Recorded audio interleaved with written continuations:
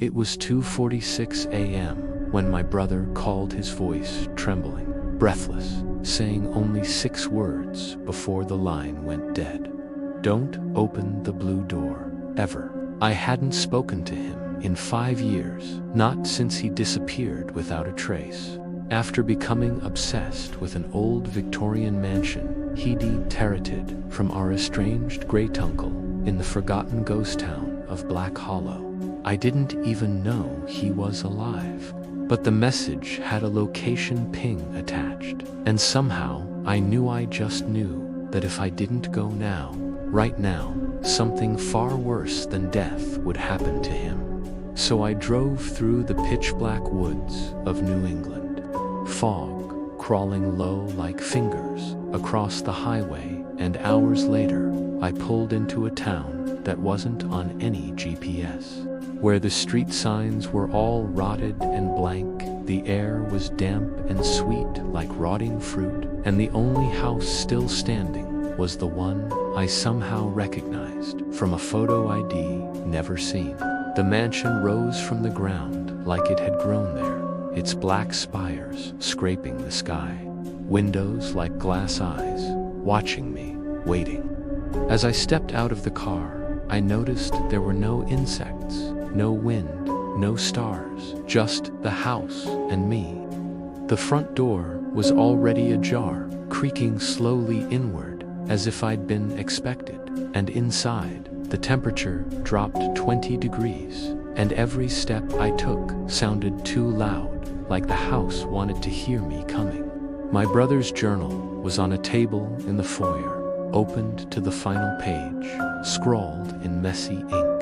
"It can enter if you open the blue door, but once it wears a face, it doesn't need to." The air tightened around me. Every instinct screamed to run, but the house held me like gravity, pulling me forward. I explored room after room, it's more warped than the last. A dining room with rotting food, still steaming.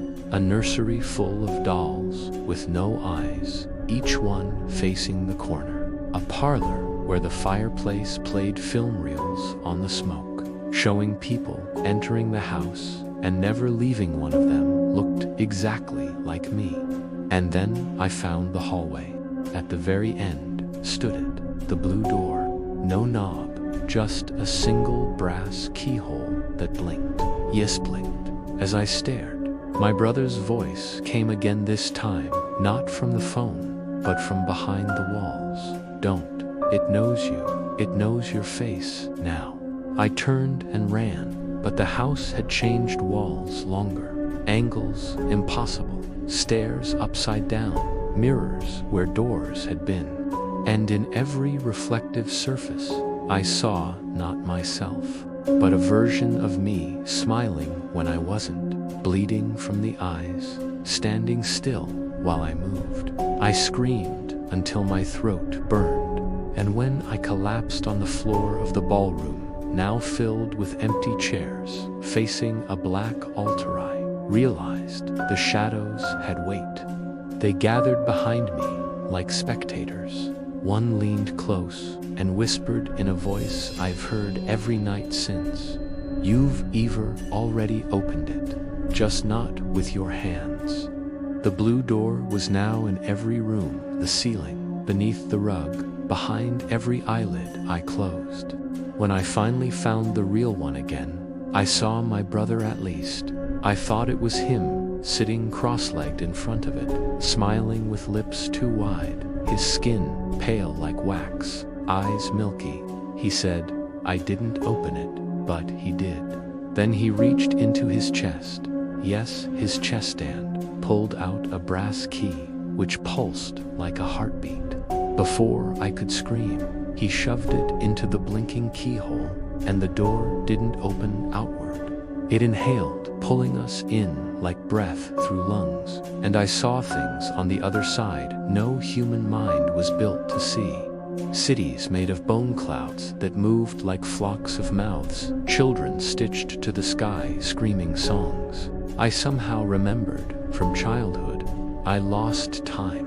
When I woke, I was in the same foyer, the front door shut, daylight pouring through stained glass, and everything looked fine, normal, dusty, quiet, until I looked in the mirror and saw I had no reflection, until my phone buzzed with a text from an unknown number. You look just like him. I tried to leave, but the town was gone, not empty gone, just trees. And behind me, the house was now a perfect replica of the one I grew up in, down to the scrape on the banister my father made in 1999. But he'd been dead for 12 years. That night, he called me. Same number as my brother, same voice. Son, he said. It wore me, too. I'm writing this now with shaking hands, in the same journal my brother used, knowing I'm not alone anymore. It wears my skin like a coat. Sometimes it lets me watch. Sometimes I feel it walking into towns I've never been to, smiling at strangers, learning how to be more like me.